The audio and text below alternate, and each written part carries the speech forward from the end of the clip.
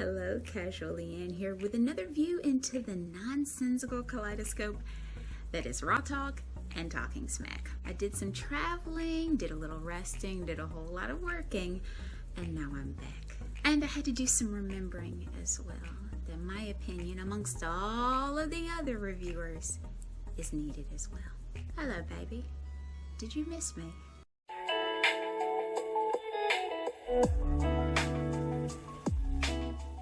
So before I get into the review of Raw Talk from November 1st, I wanted to make a quick comment about the latest set of mass releases by WWE. Amongst the list of 18 superstars that were released, we have some noteworthy ones such as Keith Lee, Nia Jax, Karrion Kross, Eva Marie, and Ember Moon. There are far more than that, but those are a few of the well-known ones. So budget cuts are the cited reason, despite there being some reports out there that some were being released due to their vaccination status. Them being released supposedly due to budget cuts is absolutely ridiculous, and it's awful above all, because WWE posted earnings of $255.8 million according to their third quarter earnings report, which just came out,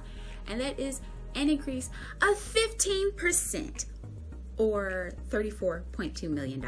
These people are not hurting for money. They are not tightening their belts here. It's an excuse. Why on earth are you putting people out of work and right before the holidays? But let me know what you all think about the releases down in the comments. Okay, so on to the review. Jackie Redmond and Matt Kemp begin with recapping Kevin Owens and Big E's ridiculous finish. Big E won via KO getting distracted by his own assistants. Seth Rollins is completely saturated in self-satisfaction. I'm not sure why Kevin Owens afterwards needed to be so sorry though.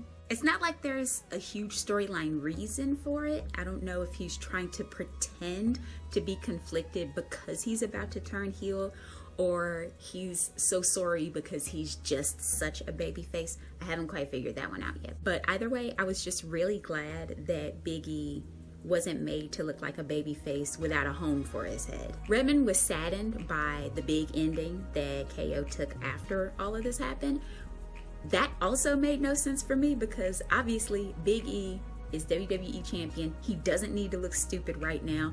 Of course, he's not gonna trust Kevin Owens. Camp talks about Big O, right? Kevin Owens trying to be part of the New Day a couple of years ago. And I just looked up the Big O Kevin Owens New Day segment from April 16th, 2019, right after Kofi Mania. It's absolutely terrifying. I cannot unsee it. Please go back and watch it if you have some time. But talk shifts to Finn Balor in his match against Chad Gable. There was lots of tough talk backstage between Chad Gable and Big E. They basically give him the Street Profits treatment. Like Gable's like, you know, look what I could have done for you. Look at what I did with Otis. Too bad this isn't you. But the win was great for Finn, and it was a great match as well. I would love to see both of them fight again with a nice big allotment of time. So Kevin Patrick is with Finn Balor, who's rocking the homeless fisherman look. Finn congratulates Chad on his master's degree in digital media.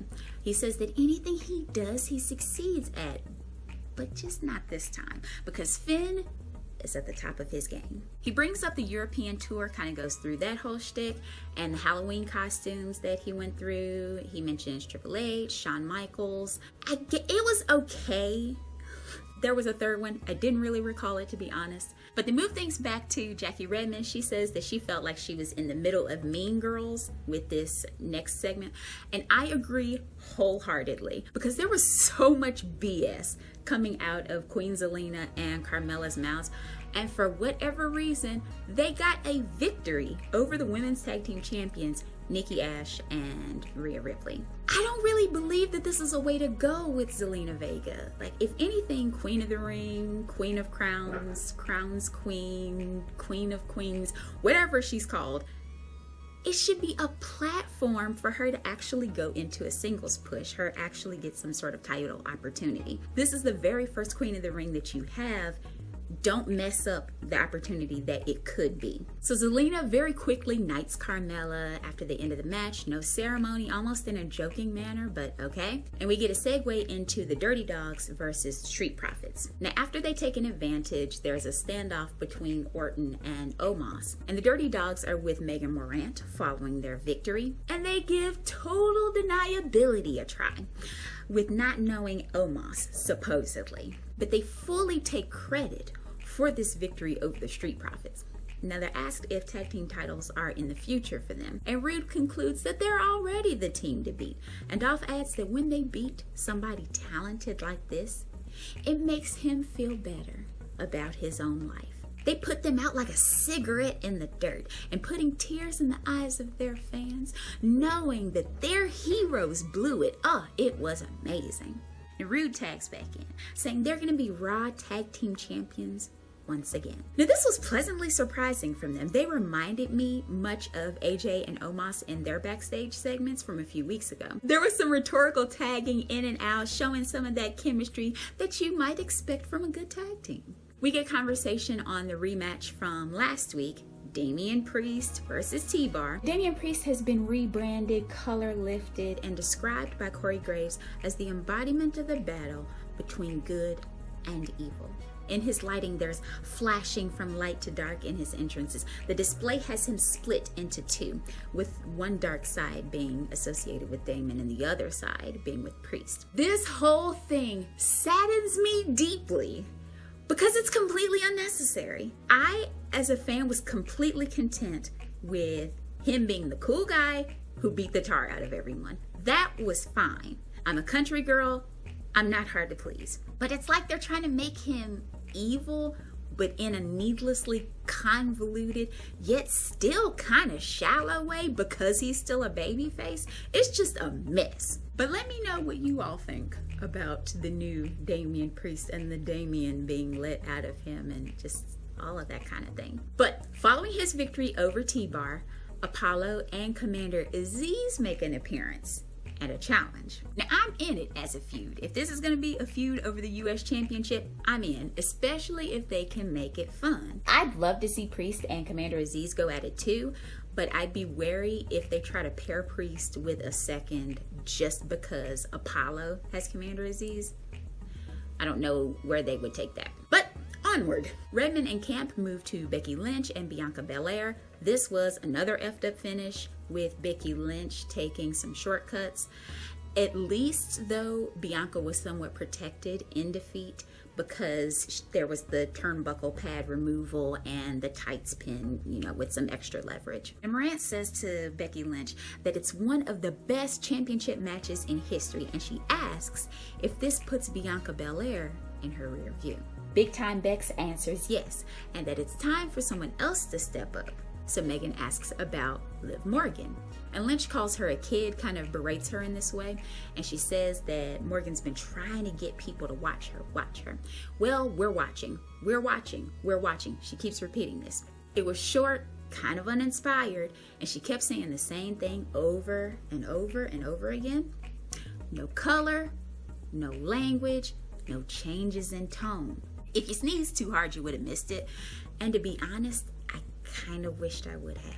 The writing for her is so sad, despite her trying really hard to be a great heel. It's unfortunate at best. So my rating for this week is 2.5 out of 5. To be Raw Women's Champion, Becky didn't give us much at all. I'm not blaming her in particular, it's more the way she's written. But the final segment of Raw Talk is supposed to be kind of the golden egg, the best one of them all, and it was actually the weakest. Now, Dolph with the whole cigarette metaphor and the horrific heel satisfaction of making a baby face's fans cry. It was like the high point of the episode for me. But that said, it was just one moment. That doesn't make up for the other 20 minutes of less than okay. The rest of it, kind of crappy. Finn is usually a sure thing, but with the diversion of like the Halloween stuff and the European tour, the discount Ben Willis costume, I just wasn't feeling it like I usually enjoy Balor's Raw Talk and Talking Smack segments. It wasn't him this time. There is no must watch this week at all. But if you want to see something from the week, I recommend Dolph and Rude. So what do you think? Will WWE pull the trigger on a Becky, Liv Morgan, Raw Women's Championship feud? What do you make of Damian Priest's character overhaul? What about the Kevin Owens 3 months or 3 years and Big E's not Mount Rushmore promo comments? What do they say? Were they our latest clue that he's on his way out? Or even not on his way out? Let me know in the comments. And what did you all think about all of these releases that are going on? Let me know that too. Be sure to like, share, comment, and subscribe. Tap that bell icon to make sure you get notifications for when new videos come out. Thanks to my newest subscribers, whomever they may be. YouTube didn't actually show me. Feel free, if you'd like to be acknowledged, to let me know down in the comments, and I will read your name out in a future video. Thank you all so much, as always, for watching, and I'll see you soon.